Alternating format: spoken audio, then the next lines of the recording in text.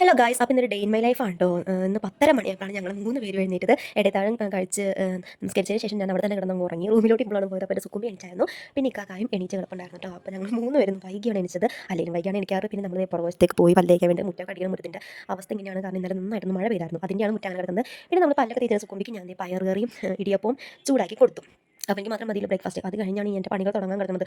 പിന്നെ ഞാൻ അടിച്ച് വാരലാണ് മെയിൻ പണി. എനിക്ക് അടിച്ച് വാരലാണ് ഒട്ടും ഇഷ്ടമില്ലാത്തത്. മുറ്റാണെങ്കിലും പെരക്കയാണെങ്കിലും അടിക്കാൻ എനിക്ക് ഭയങ്കര മടിയാണ്. പിന്നെ എല്ലാം ഞാൻ ഒതുക്കി പറക്കി വച്ച് തുടച്ച് റൂമൊക്കെ ഒന്ന് സെറ്റാക്കി കഴിഞ്ഞപ്പോൾ എനിക്ക് ആശ്വാസമായി. പിന്നെ ഞാനും സുക്കുമ്പിയോട് കുളിക്കാമെന്ന് വിചാരിച്ചു. പിന്നെ ഇനിയിപ്പോൾ ഉച്ചക്കലത്തേക്ക് പണിയൊന്നുമില്ലല്ലോ. അപ്പോൾ നമ്മൾ കുളിക്കാമെന്ന് വിചാരിച്ച് ഞാനും സുക്കുമ്പിയും കുളിക്കാനായിട്ട് പോയി. അങ്ങനെ നമ്മുടെ കുളിയൊക്കെ കഴിഞ്ഞ് സുന്ദരികളായിട്ട് ഞങ്ങൾ ഇരുന്നു കേട്ടോ. അത് കഴിഞ്ഞപ്പോൾ ഞാൻ നമസ്കരിച്ചു. അപ്പോഴത്തേക്കും 1:30 മണിയായിരുന്നു. പിന്നെ നമ്മൾ സ്നാക്സിനുള്ള കാര്യങ്ങൾ നോക്കട്ടെ. സമൂസക്ക് എനിക്ക് ഞാൻ ഉരുളക്കിഴങ്ങ് അടുപ്പിൽ വെച്ചേക്കാണ്. ഇനിയിപ്പോൾ എന്താണെങ്കിലും നമുക്ക് വൈകിട്ടത്തെ കാര്യങ്ങൾ നോക്കണം. പിന്നെ പണിയാണ് മൊത്തത്തിൽ. പിന്നെ ഞാൻ ഇടിയപ്പം ഉണ്ടാക്കാമെന്ന് വിചാരിച്ചു. അപ്പോൾ എന്നും എനിക്ക് ഇടിയപ്പമാണോ നിങ്ങൾ വിചാരിക്കുന്നത്. ഞങ്ങളുടെ വീട്ടിൽ ഞങ്ങൾക്ക് 3 പേർക്കും ഉള്ളത് മതി. ഇടിയപ്പം ഭയങ്കര ഇഷ്ടമായതുകൊണ്ടാണ് ഞങ്ങൾ എപ്പോഴും ഇടിയപ്പം ഉണ്ടാക്കുന്നത് കേട്ടോ. ഇടിയപ്പത്തിനുള്ള പൊടി കുഴിച്ചു, ഇടിയപ്പം പീച്ചി എല്ലാം സെറ്റാക്കി വെച്ചു. ഇനി നമുക്ക് സമൂസക്ക് ഉള്ളത് ഉണ്ടാക്കാം കേട്ടോ. സമൂസകൾ കൂട്ടുണ്ടാക്കി വെക്കുവാണെങ്കിൽ നമുക്ക് പെട്ടെന്ന് ചൂടാറുമ്പോൾ പെട്ടെന്ന് സമൂസ എല്ലാം ഉണ്ടാക്കുന്നത് വേറൊരു ഐറ്റം ഉണ്ടാക്കാമെന്ന് വിചാരിച്ചിരുന്നു. ഇൻസ്റ്റാഗ്രാമിൽ കണ്ട ഒരു സംഭവം ഉണ്ടാക്കുന്നത് എന്താണെന്ന് എനിക്ക് തന്നെ അറിയില്ല കേട്ടോ. അങ്ങനെ നമ്മൾ അതും റെഡിയാക്കി വെച്ചതിന് ശേഷം മുട്ടക്കറിക്ക് വേണ്ടിയിട്ടുള്ള കാര്യങ്ങൾ നോക്കുവാണ്.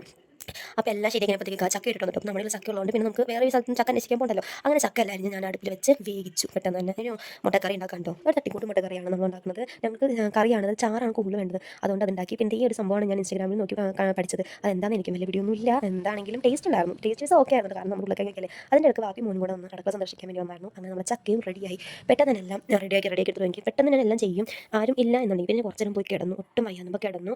അങ്ങനെ പിന്നെ ഞാൻ വന്ന് ബാലൻസ് പണികൾ ചെയ്യും കേട്ടോ.